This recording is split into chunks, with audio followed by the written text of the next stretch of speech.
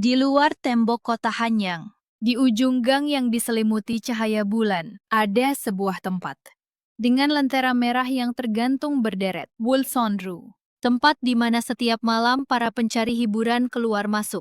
Dan suara gaya gum serta tawa tak pernah terputus. Namun, di balik cahaya gemerlap itu, ada perempuan-perempuan yang menanggung kisah tak terucap, masing-masing bertahan melewati malam mereka. Kisah yang akan kuceritakan hari ini bermula tepat di tempat ini. Seorang perempuan menatap bulan di balik jendela. Wajahnya tak terlihat, hanya bahunya yang ramping, mengambang samar dalam cahaya lilin. Nama perempuan itu adalah Soyun. Hingga 3 bulan lalu, ia adalah putri dari keluarga bangsawan ternama di Hanyang. Mengapa ia bisa berada di tempat seperti ini? Untuk mengetahui alasannya, kita harus kembali ke malam itu. 3 bulan yang lalu. Ayah, jeritan Soyun membelah langit malam. Para pejabat datang menerobos di tengah malam. Obor-obor menerangi halaman, dan ayahnya diseret keluar seperti seorang penjahat. Apa dosa yang telah kulakukan? Atas tuduhan terlibat makar, Jongjonari akan dibawa ke Uigeumbu. Makar. Ayah yang sepanjang hidupnya hidup bersih,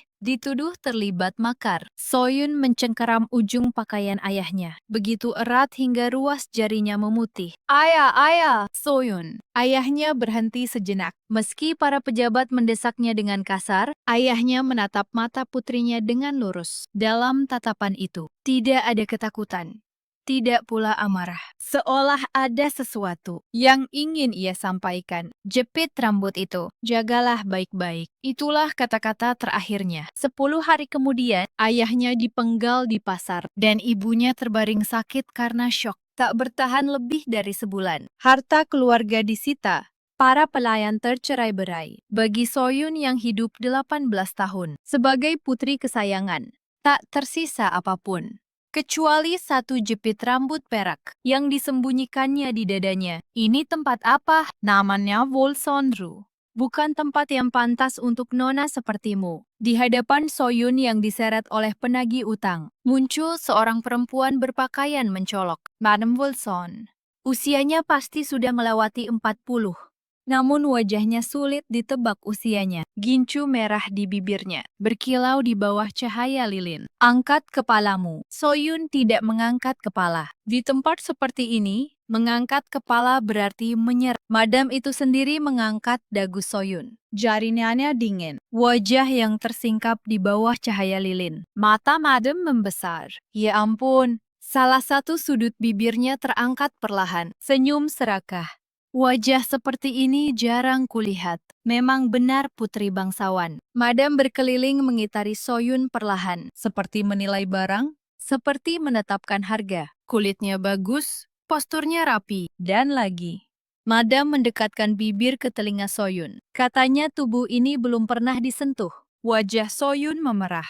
Campuran malu dan marah. Tinjunya bergetar, namun ia menggertakkan gigi menahannya. Harganya akan tinggi, sangat tinggi. Madam tersenyum puas. Mandikan dia dan biarkan beristirahat. Mulai besok akan diajari. Meski diseret pergi, Soyun menggenggam jepit rambut perak di dadanya. Ini tak boleh direbut. Malam itu, untuk pertama kalinya, Soyun merasakan dengan getir bahwa tubuhnya telah menjadi barang dagangan. Tanggalkan pakaianmu.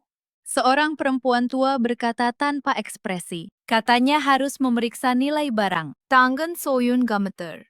Selama 18 tahun hidupnya, ia tak pernah memperlihatkan kulit kepada siapapun selain orang tuanya. Ayo, tali joguri terlepas. Ikat pinggang rok terurai. Lapisan-depisan, seolah jiwanya pun dilucuti. Soyun menutup dadanya dengan kedua lengan dan menundukkan kepala. Dari belakang terdengar suara Madam.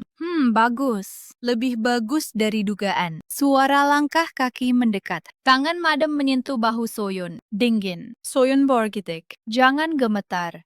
Madam berbisik di telinganya. Tubuhmu sekarang bukan milikmu lagi. Lebih baik cepat terbiasa. Air mata mengalir dari mata Soyun. Namun ia tidak menangis bersuara. Menangis berarti kalah. Jika ia menangis di depan perempuan-perempuan ini, ia takkan pernah bisa mengangkat kepala lagi. Ayah aku pasti. Tangannya meraba jepit rambut perak di dadanya. Ini tak boleh direbut. Menangis pun tak ada gunanya. Saat kembali ke kamar, seorang perempuan mendekatinya.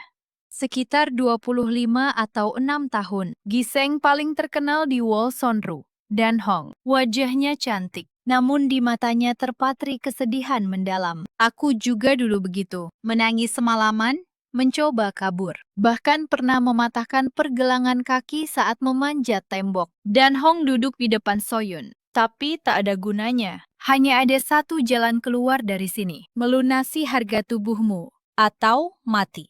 Aku bukan orang yang seharusnya berada di tempat seperti ini. Soyun mengangkat kepala. Matanya basah oleh air mata, namun di dalamnya ada cahaya yang tak patah. Dan Hong tersenyum tipis melihat mata itu. Senyum yang sepi. Aku juga begitu. Aku juga putri bangsawan. Soyun menatap Dan Hong dengan terkejut. Keluargaku runtuh dan aku diseret ke sini, sama sepertimu. Dan Hong menoleh ke arah jendela. Cahaya bulan menyinari wajah. Jangan kaget. Di sini, perempuan dengan kisah sepertimu, bukan hanya satu dua. Dan Hong berdiri.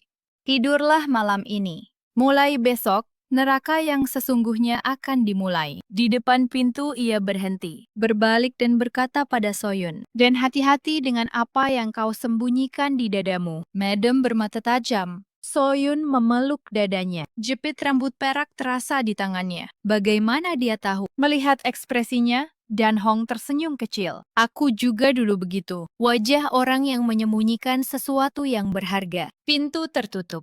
Di malam ketika semua tertidur, Soyun mengeluarkan jepit rambut perak dari dadanya. Kilau perak di bawah cahaya bulan. Motif bunga teratai yang halus dan dua huruf yang terukir di ujungnya. Sojun. Itu adalah hadiah saat ia berusia 8 tahun. Saat itu ia tidak tahu bahwa jepit rambut itu adalah tanda pertunangan dan bahwa anak bernama Sojun adalah tunangannya. Wajah bocah itu terbayang samar, mata pemalu, tangan gemetar saat menyerahkan jepit rambut, dan janji di tepi kolam. Nanti pasti akan menjemputmu. Ayah Soyun dan ayah Sojun adalah rekan seangkatan. Saat Soyun berusia 3 tahun, kedua keluarga menjanjikan pertunangan. Dan pada usia 8 tahun, ia pertama kali bertemu Seojun. Namun ketika keluarga Sojun pindah ke daerah, mereka tak pernah bertemu lagi. 10 tahun berlalu. Di mana dia sekarang? Apakah dia masih mengingatku? Soyun memeluk jepit rambut itu di dadanya. Kata-kata terakhir ayahnya, "Jagalah jepit rambut itu." Mengapa harus jepit rambut? Bukan yang lain, tapi benda ini. Soyun tahu, ada sesuatu tersembunyi di dalamnya. Sesuatu untuk mengungkap ketidakadilan ayahnya. Namun ia belum bisa membukanya. Di tempat ini, ia tak tahu siapa yang mengawasi. "Ayah, tunggulah, aku pasti akan membalaskan dendamu." Keesokan paginya, Madam Wilson memanggil Soyun. "Kau Soyun, bukan? Ada kabar baik." Senyum terbit di bibir Madam. Senyum seorang pedagang yang menjual binatang. "Besok malam, pelanggan pertamamu sudah ditentukan." Wajah Soyun memucat. Jantungnya terasa membeku. "Jangan terlalu takut. Dengan harga tubuhmu, aku takkan mengirimkanmu sembarangan." Madam menutup dagu dengan kipas sambil tersenyum. "Para bangsawan ternama di Hanyang sudah mengantre. Aku akan mengirimkanmu kepada yang menawar paling tinggi." Tangan Soyun gemeter. Seluruh tubuhnya bergetar. "Istirahatlah hari ini. Besok kau akan sibuk." Setelah Madam pergi, Soyun duduk terpaku lama. Besok malam, tak ada waktu. Apapun caranya, ia harus keluar. Ia memeriksa jendela, terkunci. Di luar pintu terlihat bayangan penjaga. Tak ada jalan kabur. Saat itu, keributan terdengar dari luar. So Cinsanari telah tiba. "Oi, hari ini tak ada yang baru." Seorang pria masuk melalui pintu utama Wulsonru. Usianya sekitar awal 30-an, wajahnya tampan, namun di matanya terpatri kehidupan berfoya-foya. Ia berjalan kasar di antara para giseng, menerima dan menenggak arak, melemparkan kantong uang ke sana kemari. Sojinsa dikenal sebagai bangsawan paling gemar bersenang-senang di Hanyang, menghamburkan harta warisan ayahnya, berpindah dari satu rumah hiburan ke rumah lainnya setiap malam. Sojinsa itu. Sojinsa Nari, Anda datang lagi hari ini. Madam Wilson menyambutnya sendiri. Ia adalah pelanggan baik, yang menghabiskan uang seperti ayah. Ah, Wilson. Katanya ada gadis baru akhir-akhir ini, pendengaranku tajam. Aku sudah dengar semuanya. Sojinsa menggoyangkan kantong uangnya. Bunyi logamnya berat. Putri bangsawan katanya. Biar kulihat wajahnya. Mata madam berbenar. Nari, gadis itu masih. Aku tahu, katanya belum menerima tamu. Justru itu sebabnya aku ingin melihatnya. Sojinsa menyerahkan kantong uang ke tangan madam. Biarkan aku melihat wajahnya saja. Aku takkan menyentuhnya. Madam menimbang berat kantong itu dan tersenyum. Mohon tunggu sebentar. Akan saya suruh membawanya. Soyun dipanggil keluar dengan enggan ke ruangan besar. Di balik tirai, terlihat bayangan seorang pria. Aroma alkohol tercium samar. Oh, kau sudah datang. Sojinsa menurunkan cawan araknya dan berbalik. Dan saat ia melihat wajah Soyun, ia berhenti. Benar-benar berhenti, matanya sedikit membesar. Namun ia segera berpura-pura biasa saja dan mengangkat cawan lagi. Soyun pun menatapnya. Wajah yang asing. Namun entah mengapa, seperti pernah kulihat. Tidak, itu pasti hanya perasaan. Tak mungkin bertemu orang yang dikenal di tempat seperti ini. Siapa namamu? Tanya Sojinsa.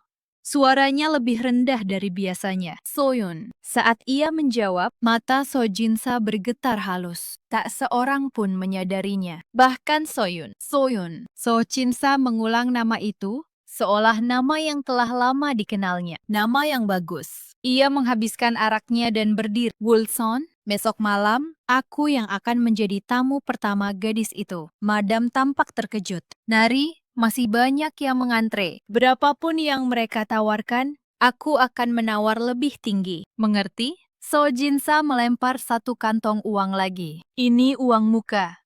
Madam menerimanya sambil tersenyum lebar. Baik, Nari. Besok malam, akan kami persiapkan secara khusus. Saat Sojinsa keluar, ia menoleh sekali lagi ke arah Soyun. Pandangan mereka bertemu. Apa yang tersembunyi di matanya? Hasrat seorang bangsawan bejat atau sesuatu yang lain? Soyun tak tahu. Namun tatapan itu terus mengganggunya. Seolah pernah melihatnya di suatu masa yang sangat lampau. Malam itu, Soyun tak bisa tidur. Besok, nasibnya akan ditentukan. Ia harus menyerahkan tubuhnya ke tangan pria asing.